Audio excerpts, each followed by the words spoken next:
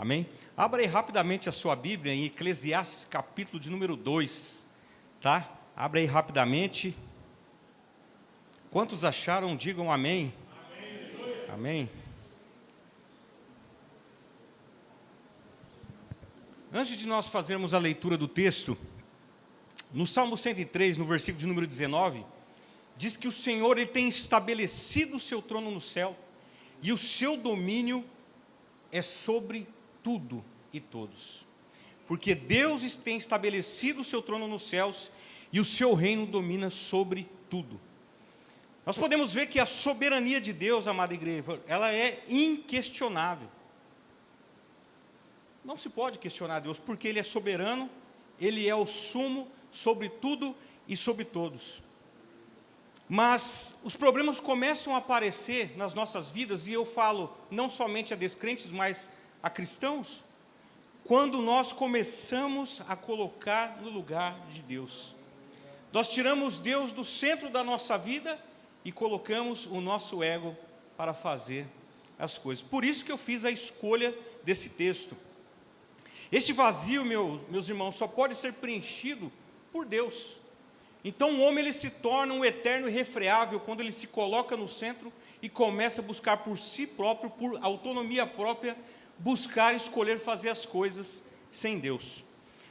O tema dessa mensagem está intitulado em que você está fazendo com a sua vida, ou o que você está fazendo com a sua vida, tanto faz.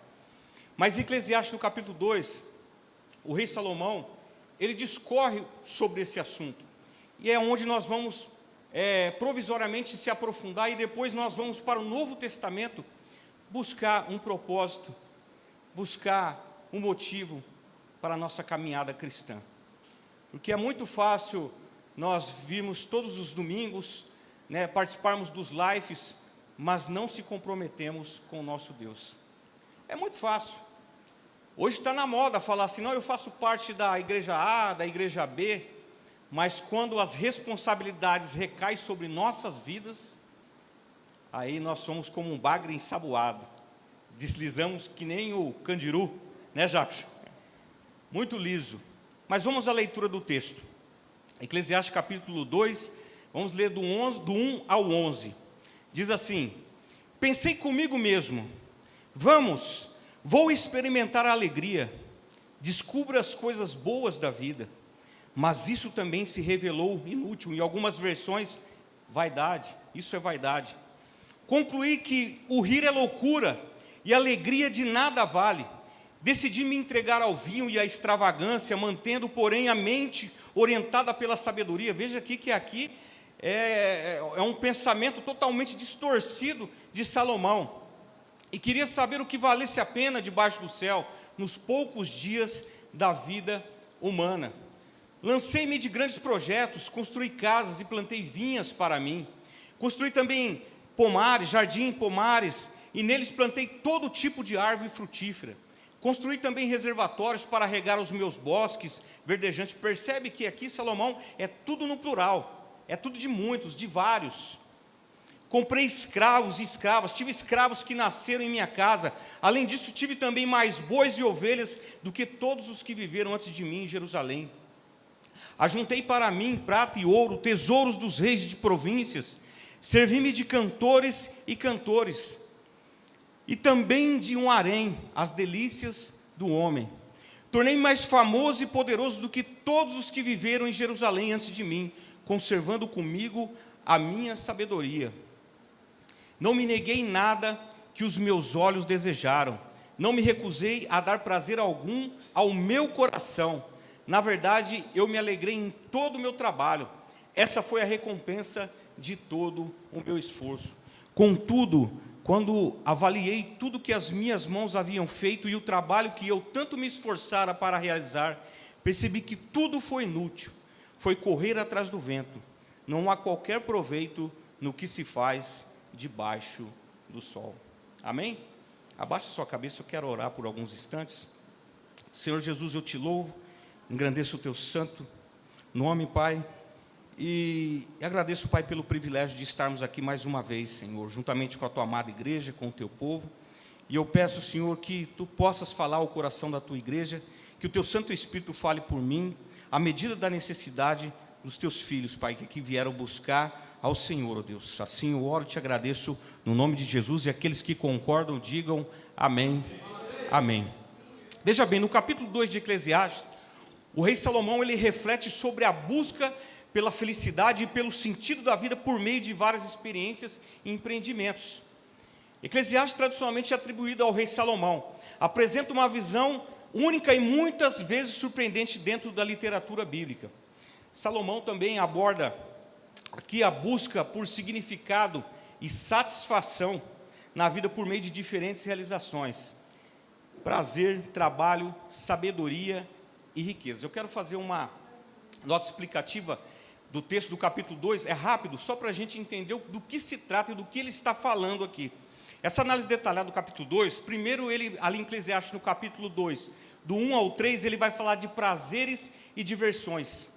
Salomão, ele menciona como se entregou aos prazeres, às festas, bebidas, para ver como poderia encontrar um meio de se alegrar.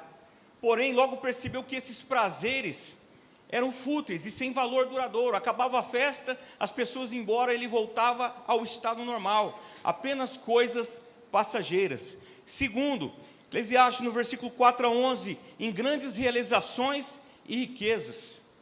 Ele fala sobre suas grandes obras, suas obras arquitetônicas, como a construção de casas, vinhas, jardins e aquisições de servos, riquezas. Salomão desfrutou de uma prosperidade e de poder inigualáveis. Era um homem poderosíssimo. Terceiro, no versículo 12 ao 17, ele fala a comparação entre sabedoria e insensatez, ou a loucura. Salomão compara a sabedoria e a insensatez, afirmando que a sabedoria é melhor que a tolice, assim como a luz é melhor que a escuridão. Porém, ele também percebe que tanto o sábio quanto o tolo têm o mesmo destino, a morte. Os 7 palmos abaixo da terra, e são logo também esquecidos. O leva a pensar na inutilidade de acumular sabedoria e o resultado final ser o mesmo. É difícil, às vezes a gente fala assim: poxa, eu preciso fazer algo e deixar um legado para a minha posteridade. Mas o pensamento de Salomão é profundo e grande. Ele começa a falar assim: poxa, mas se a gente começar a se aprofundar, vai perceber que tudo isso vai ficar aqui para outras pessoas, e você não sabe se é o ímpio ou se é o santo que vai tomar conta disso. Então ele começa a perceber que todas essas coisas que nós fazemos para nós mesmos se tornam vaidade. Quarto, diz que no trabalho, no legado, no versículo 18, 23, ele lamenta que todo o trabalho e o esforço que realizou será deixado para os outros.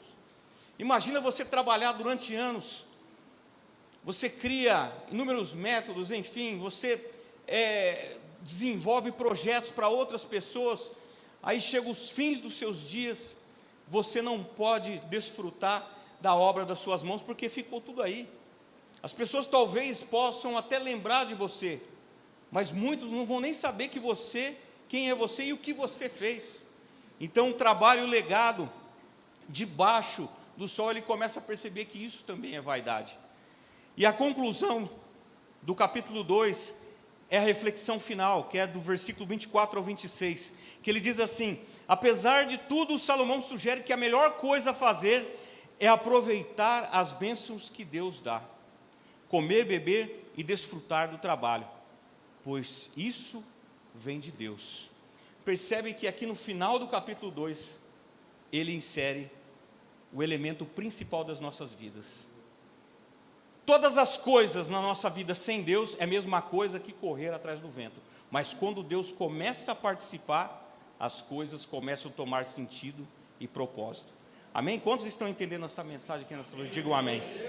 A mensagem central do texto áureo é a frustração de buscar sentido na vida por meio de realizações, prazeres e riquezas, sem considerar Deus. A partir do momento que você deixa Deus fora do centro, você está fazendo o quê? Você coloca o seu ser e você começa a buscar uma deidade, que é chamado de deidade humana, o homem se tornando como Deus, ou querendo ser semelhante a Deus. Mas aqui é impossível a gente falar sobre todas essas coisas e esquecer de fazer uma crítica profunda ao secularismo, ao hedonismo. Para quem não sabe, o secularismo é um sistema que não assume a influência da religião no destino dos homens. Por exemplo, a gente fala muito aqui no louvor, né? Música secular, música gospel. Mas observem, só para vocês entenderem, a gente aprofundar um pouquinho mais no secularismo. Eu como músico, eu sou músico há mais de 25 anos. Toda vez que eu escuto música secular, porque faz parte do meu trabalho, eu começo a sensibilizar um lado muito mais humano do que uma vida voltada e uma vida casta para Deus. Quando eu começo a escutar muita música instrumental, que era um dos meus sonhos, já falei aqui para vocês, era ir para São Paulo, se tornar músico, tocar para os artistas famosos, cantores famosos, ou tocar numa banda de música instrumental, o meu coração muda. Muda porque eu tiro Deus do centro e eu começo a fazer aquilo que o coração enganoso do homem quer fazer. Isso nos tira da presença de Deus. E o hedonismo consiste em uma doutrina moral em que a busca pelo prazer é o único propósito de vida. Hoje é muito comum as pessoas pegarem coisas fora da igreja e trazerem para dentro da igreja sem fundamento e embasamento bíblico, e aquilo passa a ser até mesmo uma atividade muito comum e natural. Isso é hedonismo, é o mundo exercendo funções dentro da igreja. Essa perspectiva secularista, no ponto de vista de Salomão, pode ser chamada de uma ideia em que os homens se esquecem de que Deus fez tudo e todos, rege o mundo, está no controle de todas as coisas, e o homem começa a dar os seus passos na terra dos viventes como um Deus, achando que ele é poderoso tanto para fazer como Deus pode fazer. E Salomão está fazendo aqui uma crítica, porque ele limita a observação da vida humana debaixo do sol. Você já percebeu? Ele usa muito essa expressão, debaixo do sol é enfado, é canseira. Mas e aí, você já parou para pensar? E acima do sol? Pense nisso. No entanto, esse tom secularista de Salomão é proposital, amada igreja. Ele faz isso de maneira proposital. A intenção é levar o leitor a perceber a futilidade de uma existência sem Deus.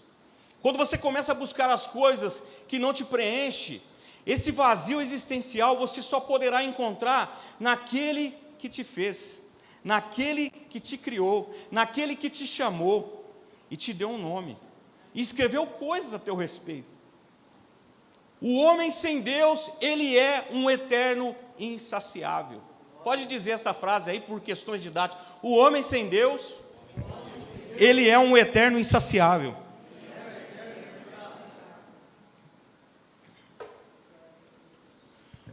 Mas a conclusão sobre o secularismo e todo o hedonismo, essa crítica profunda que ele fala ao secularismo e hedonismo, é desmascarando a ideia de que qualquer quantidade de prazer, trabalho, sabedoria,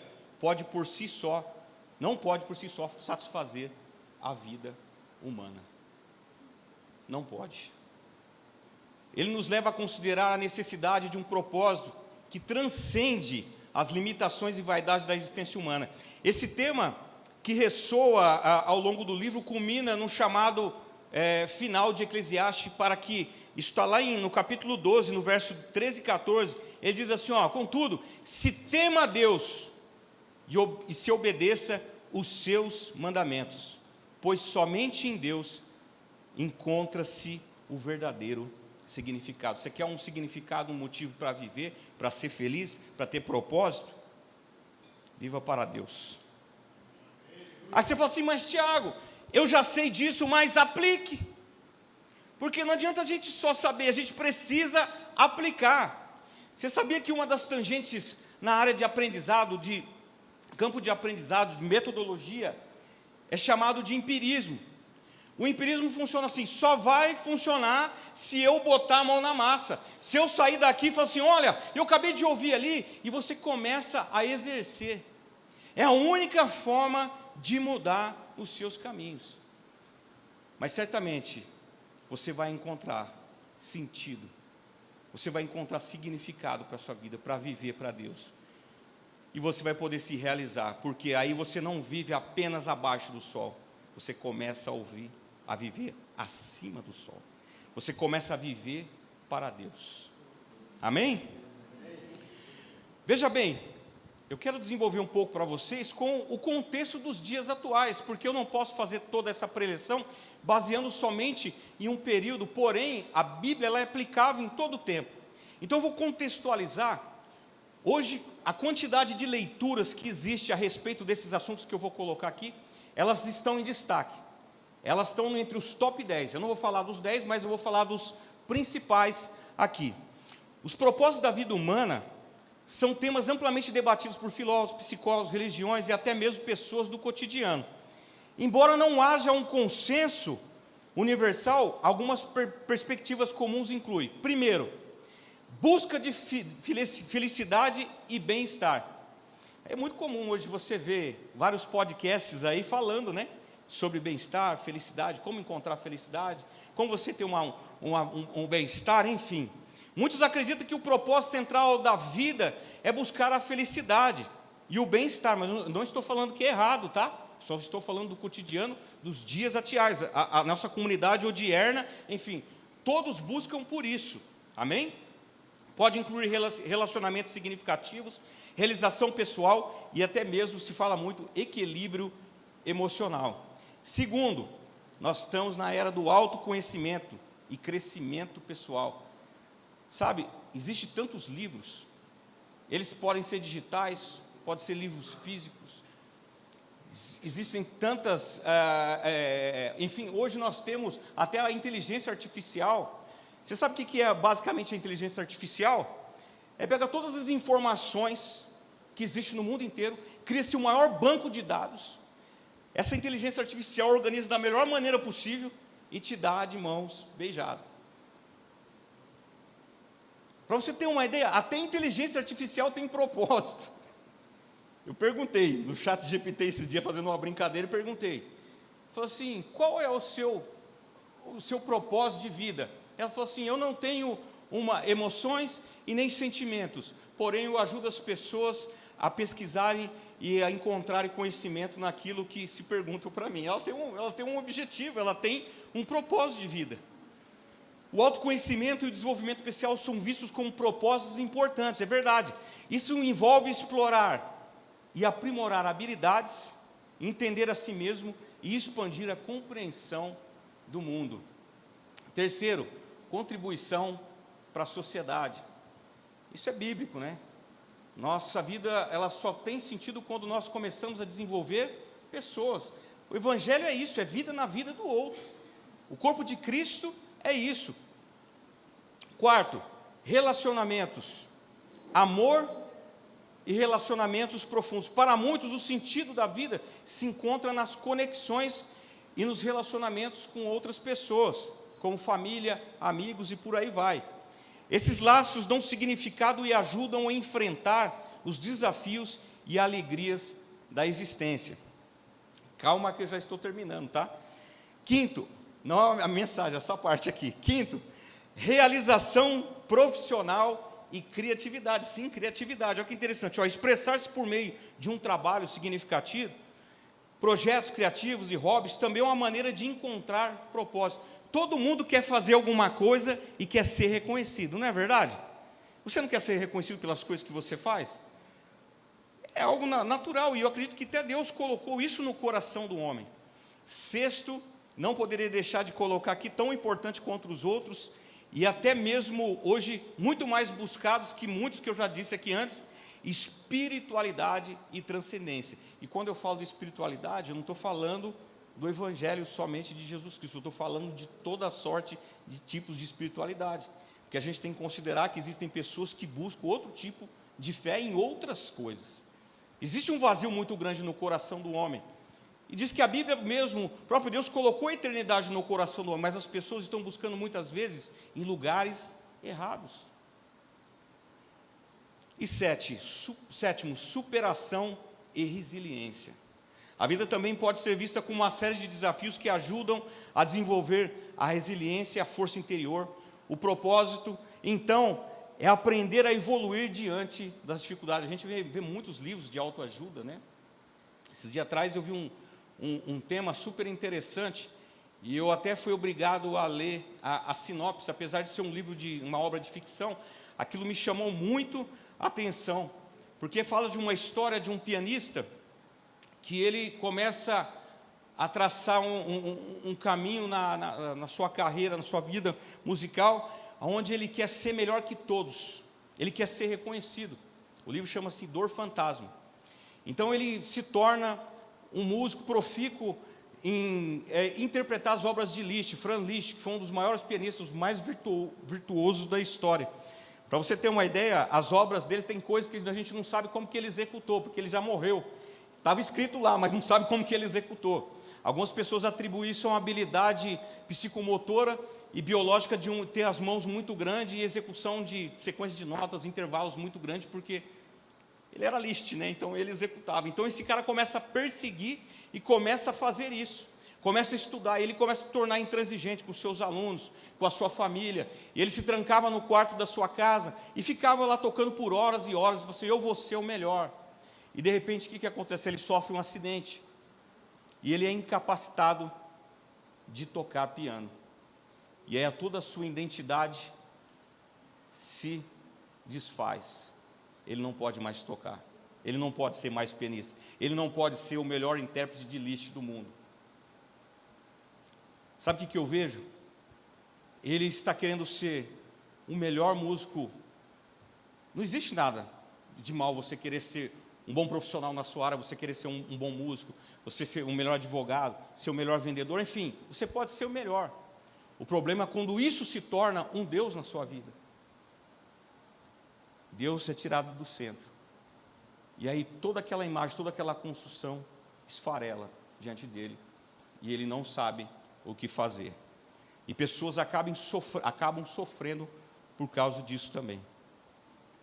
Mas para encontrarmos o verdadeiro sentido, propósito e até mesmo a tão buscada felicidade em nossas vidas, se faz necessário entender que tudo que é feito debaixo do sol não trará satisfação autêntica e real.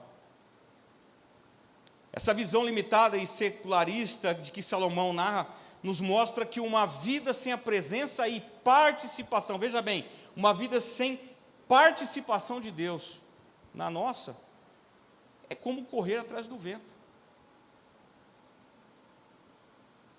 É a mesma coisa que nada. Você já tentou pegar vento aí? Vai ali no campo, ali, tenta trazer um punhado e me mostrar aqui, mostra para a igreja, você não vai conseguir pegar. Mas olha só como ele está comparando isso. Contudo, se você deseja uma vida com propósito e sentido, eu quero pontuar aqui alguns fundamentos importantes da trajetória cristã que apresentam alguns alicerces no Novo Testamento. Então a gente vai sair do Antigo Testamento, a gente vai para o Novo Testamento. E eu vou falar aqui, não existe nada aqui que vocês já não ouviram, tá? Mas se faz necessário a gente relembrar para que nós tomemos consciência e apliquemos novamente nas nossas vidas. Os principais propósitos na vida de um cristão são orientados, vocês sabem, os ensinamentos bíblicos e os exemplos de Jesus.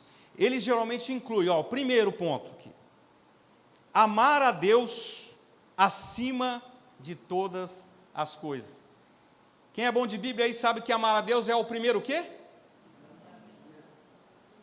Jesus disse, Mateus 22, 37 e 38, respondeu Jesus, ame ao Senhor, o seu Deus de todo o seu coração, de toda a sua alma e de todo o seu entendimento. Este é o primeiro mandamento. Veja bem, amar a Deus sobre todas as coisas implica em colocar Deus no centro de nossas vidas, acima de todas as outras prioridades e desejos.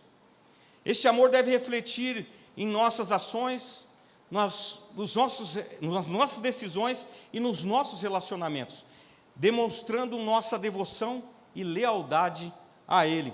Em João capítulo 14, no verso 15, diz assim, se me amais, guardareis os meus mandamentos. E quando fala de guardar, aqui é de reter consigo, de maneira que você possa agir em conformidade com aquilo que está juntamente com você. Você tem uma consciência, você tem uma vida cristã, então você caminha nessa posição. O amor a Deus é demonstrado através de obediência à sua palavra, vivendo de acordo com seus ensinamentos e preceitos. O próprio salmista falou assim: guardei a tua palavra no meu coração para não pecar contra ti. O que vai te livrar de pecar é a palavra de Deus.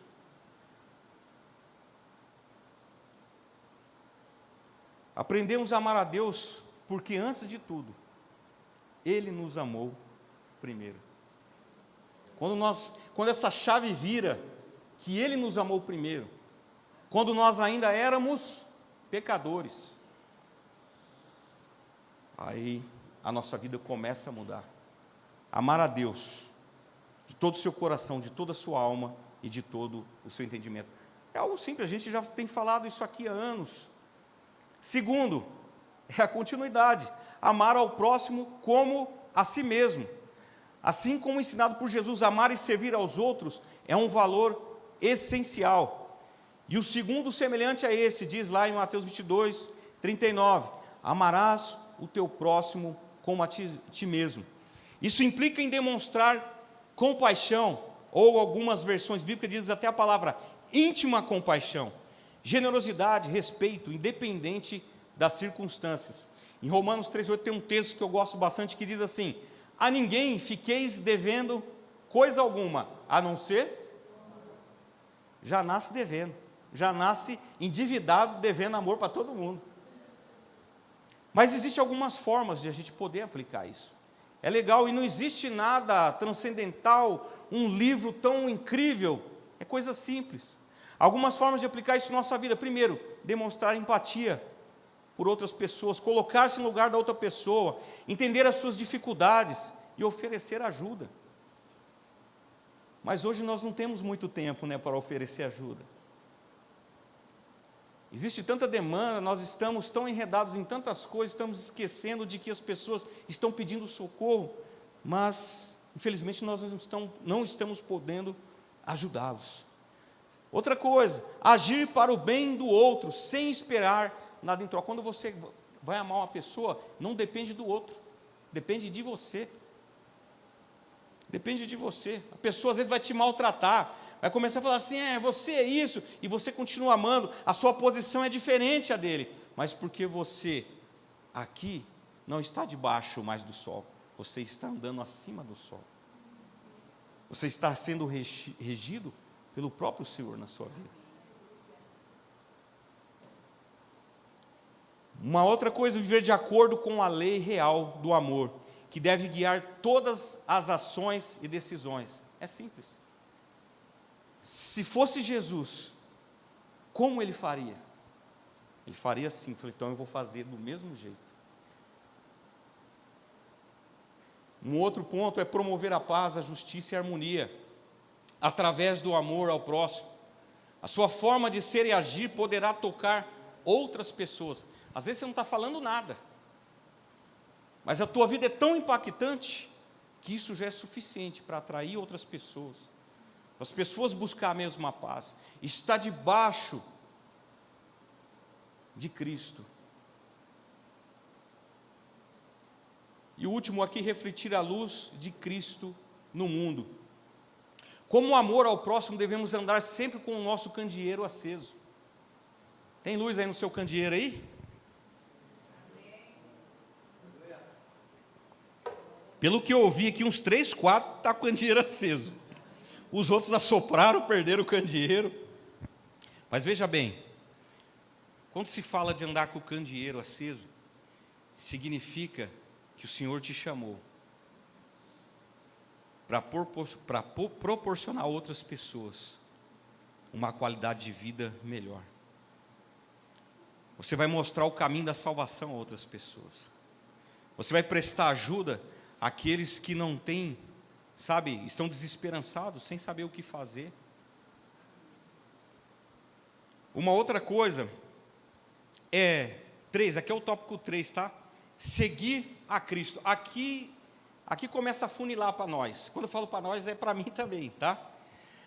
A vida cristã é seguir o exemplo de Jesus em palavras, ações e atitudes. Em 1 Pedro diz assim, 2, versículo 21, Para isso vocês foram chamados. Para isso, vocês quem? Nós fomos chamados.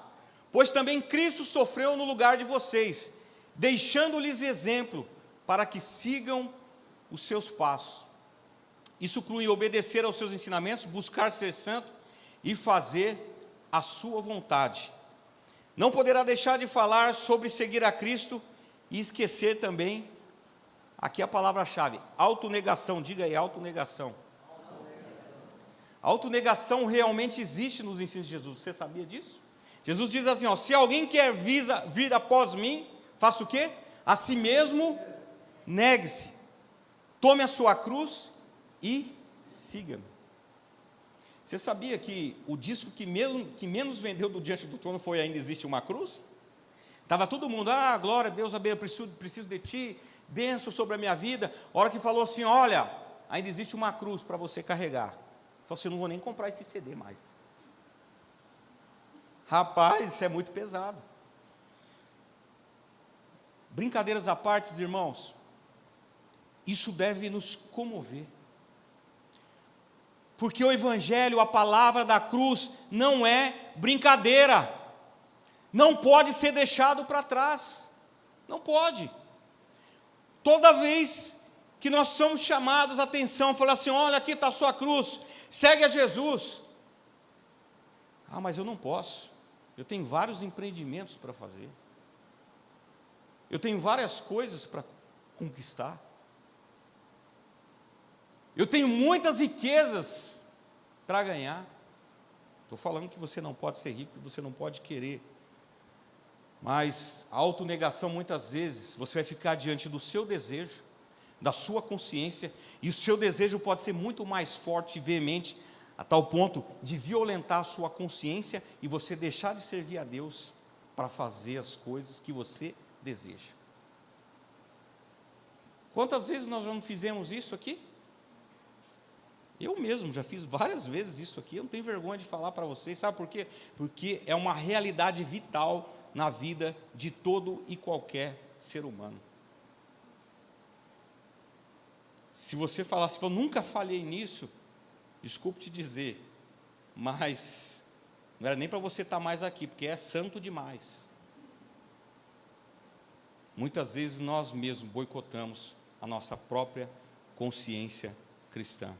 Então a autonegação, ela deve fazer parte da nossa vida, ela deve fazer parte da nossa caminhada. Eu sei que muitas vezes nós colocamos muitas coisas na frente, né? Fala, poxa, eu estou tão cansado, Deus vai entender. Mas percebe que quando é algo para folgar e se alegrar, você arruma um jeitinho de ir, percebe? Você pode estar extremamente cansado, mas você não deixa de ir numa festa. Você pode estar extremamente cansado, mas você não deixa de ir fazer uma viagem.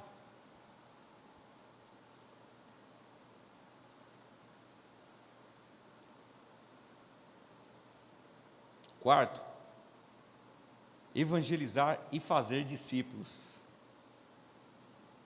Jesus deu aos seus seguidores a missão de espalhar o evangelho e fazer discípulos, né? O texto, Mateus 28, versículos 19 e 20. E quando ele fala assim, de todo mundo fazer discípulos, ele fala assim da palavra didásculos. Essa palavra didásculos, olha aqui, é todo mundo com uma pontinha de professor, sabia? É Deus te capacitando e te enviando a ensinar a outras pessoas. Mas eu não tenho muito conhecimento na Bíblia, eu não leio muito, eu sou uma pessoa desprovida de capacidade para fazer isso. A gente vai entender aqui que existe formas simples de poder trazer outras pessoas para Jesus, e de uma maneira assim que você não precisa nem ir para o seminário. Primeiro, 3 passos aqui, Diga quem você era antes de conhecer Jesus. Fala quem era você lá atrás. Eu vou falar aqui uma vez. Eu, quando cheguei nessa igreja aqui, o pessoal jogava bola aqui, né? Isso aqui foi meados de 2002, 2003, mais ou menos. Acho que é mais ou menos isso, né, Amanda? A Carol chegou um pouco antes, né? O pessoal jogava bola aqui. Eu estava chegando aqui, cheguei cabeludo. Eu vinha para a igreja de bermuda, tênis de basquete, camisa cavada, cabeludo. pessoal ia jogar bola aqui, eu não jogava, porque eu não sabia me comportar. Se não tocasse a bola para mim, eu já xingava todo mundo aqui, os irmãos da igreja. Então eu tinha muita dificuldade de saber lidar. Então eu estou contando para vocês quem eu era e o que o Jesus pode fazer com uma pessoa como eu, pode fazer na vida de qualquer um. Então só de você falar assim, olha, eu era assim, eu fiz isso, mas hoje não mais. Em algum momento você teve um encontro verdadeiro com Jesus, mesmo os seus pecados passados terem sido perdoados, você pode contar aos outros quem era você antes desse encontro maravilhoso. Segundo passo, diga o que Jesus fez por você. Lembra do endemoniado de Gadara, o gadareno? Ele, depois que ele é liberto por Jesus, ele fala assim, mestre, permita-me que eu te siga e vá junto com vocês. Ele falou assim, não, fique aqui e conte o que Deus fez para você. Ele foi enviado imediatamente, sabe por quê? Porque Gadara era uma das cidades de Decápolis, que eram 10 cidades circunvizinhas, e ele foi enviado a pregar para 10 cidades ali, porque ele nem precisava contar o passado dele, porque todo mundo sabia quem era ele. Todo mundo sabia quem era ele. Você imagina o impacto desse homem aparecendo em sã consciência, e fala assim, quem fez isso com você? Jesus Cristo de Nazaré.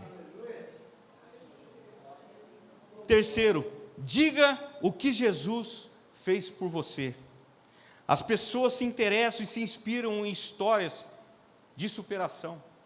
Eu lembro um dia aqui, se você me permite, Rubens, eu quero contar algo a teu respeito. Eu lembro que um dia eu abordei o Rubens ali no portão, e eu tinha conversado com o pastor Silvio, e o pastor Silvio falou muito do Rubens, e eu tive o privilégio de abordar ele na entrada, aquele voltando para a igreja, e ele falou assim, Tiagão, eu estive num encontro com Deus, e quando eu olhei e vi a face do Rubens, os olhos dele brilhavam, sabe, o Espírito saltou dentro de mim e falou assim, ó, ele teve um encontro com Deus. Eu consegui ver, ele não falou nada para mim, eu só vi os olhos. Quando eu vi o semblante dele, eu falei assim, eu conheço esse semblante. É o mesmo semblante de quando eu entreguei meu coração a Jesus. É o mesmo semblante de quando eu tive um encontro e ali eu senti amparado, que a minha vida jamais seria a mesma.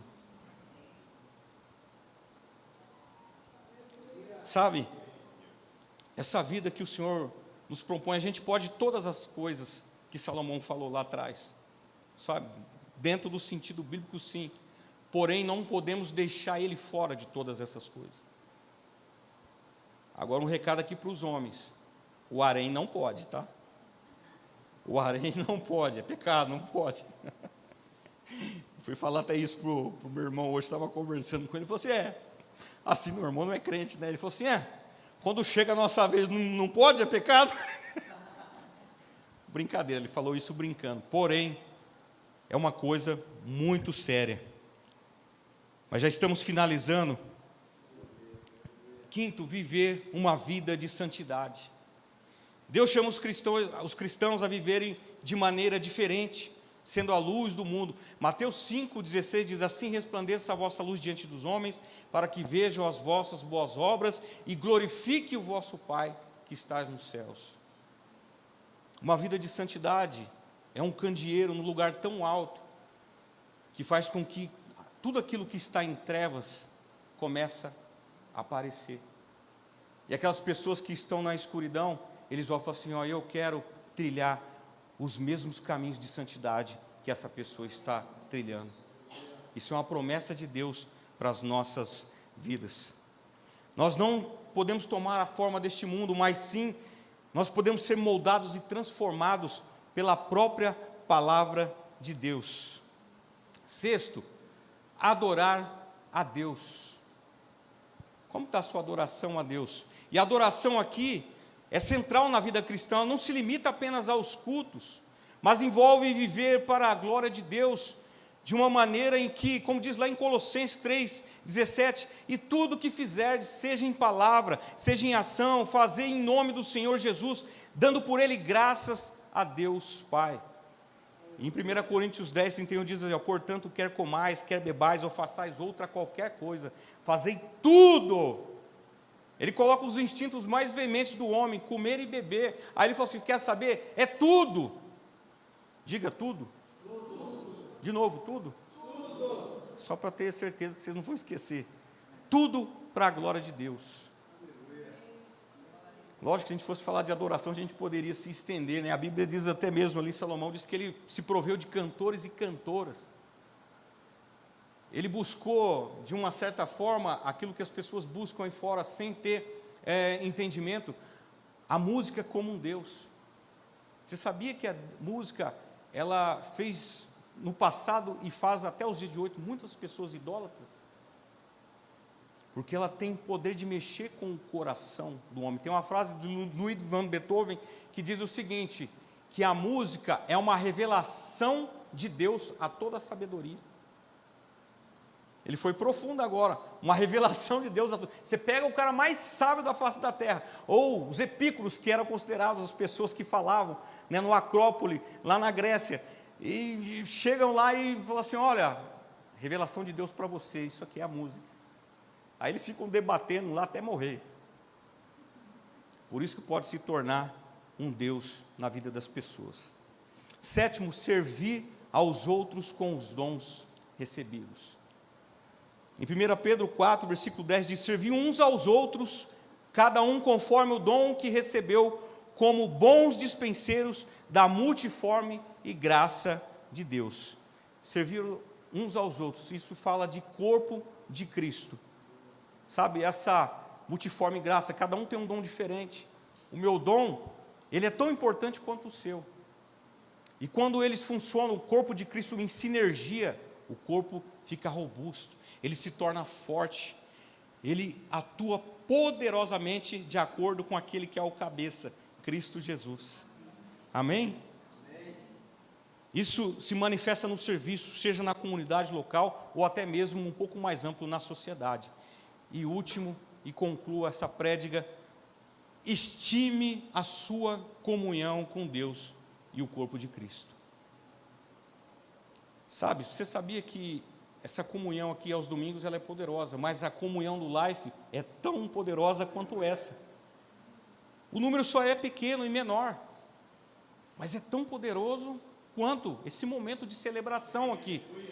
Vocês lembram os discípulos no caminho de Emaús? Diz que eles estavam indo para essa aldeia, e eles estão ali a 60 estádios de distância mais ou menos, e diz que Jesus aparece para eles.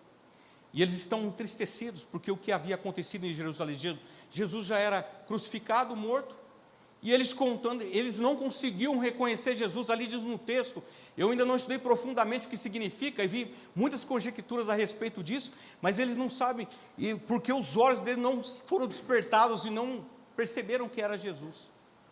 Mas de repente, ali como diz no versículo 29, mas Jesus foi constrangido para ficar com eles, ali aquela noite, porque já era tarde, como diz o texto, vou ler para vocês, mas eles o constrangeram dizendo, fica conosco, porque é tarde e o dia já declina, e entrou para ficar com eles. E aconteceu que quando estavam à mesa, na onde? Na mesa, guarda aí, tomando ele o pão, quem tomou o pão? Abençoou, e tendo partido, lhes deu. Então, se abriram os... Vocês estão entendendo aí? Quando você está nessa comunhão aqui, seus olhos vão se abrir, e você vai ver Jesus, face a face aqui com você. É na comunhão, do partido, comunhão, coisas em comum que nós temos. O que nós temos em comum? A fé em Cristo Jesus. Nós cremos no que a palavra diz ao nosso respeito. Nós não abrimos mão, nós não negociamos. Então, quando nós estamos em comunhão com a igreja, porque somos o corpo, Jesus é o cabeça, então não pode falar só do cabeça sem falar do corpo. Os nossos olhos, eles se abrem. Você poderá discernir inúmeras coisas, você vai encontrar respostas para as suas perguntas, vai encontrar paz para caminhar debaixo dessa graça maravilhosa e do seu Mestre Jesus Cristo. A conclusão é a seguinte: tudo na nossa vida só tem graça e só tem sentido quando Jesus faz parte disso. E para Ele certificar e garantir isso, Ele colocou o Espírito Santo de Deus em você. Ele mora dentro de você. Está aí juntamente com você. Não é o mover do Espírito, Ele está aí morando juntamente com você. Percebe como nós somos muitas vezes negligentes e esquecemos disso? Então quero que você abaixe sua cabeça agora. Vamos orar. Senhor Deus, eu te louvo, Pai, por esse momento precioso, pela instrumentalidade da Tua palavra, que nos ajuda, Pai, a cada dia caminhar em fé e a colocar em prática todas essas coisas, Pai. Por isso, ó Deus, eu ministro sobre a vida da Tua igreja, Pai, do Teu povo, juntamente com eles, Pai, que nós possamos andar, Pai, em conformidade com esses 8 tópicos, ó Deus, que nós falamos aqui, para que a nossa vida, Pai, tenha sentido e propósito, que nós possamos viver, Pai, a verdadeira felicidade no Senhor, Pai, sabendo que o Senhor, Pai, cuida de nós, cuida da nossa família, da nossa casa e de todas as coisas, ó Deus. É por isso que nós podemos sair daqui hoje, Pai, ir para as nossas casas, com a fiel certeza que o Senhor é todo poderoso, fiel nas nossas vidas, ó Deus. Por isso eu oro, Pai, e te agradeço, no nome daquele que é bendito, eterno e reina para sempre, no nome de Jesus. Amém, amém, amém. Se você entendeu aí, se serviu para você, ou se pelo menos uma pequena parte, dá um aplauso ao Senhor, glorifica o nome dEle, amém? Louvado seja o nome do Senhor. Fique de pé. Estenda suas mãos.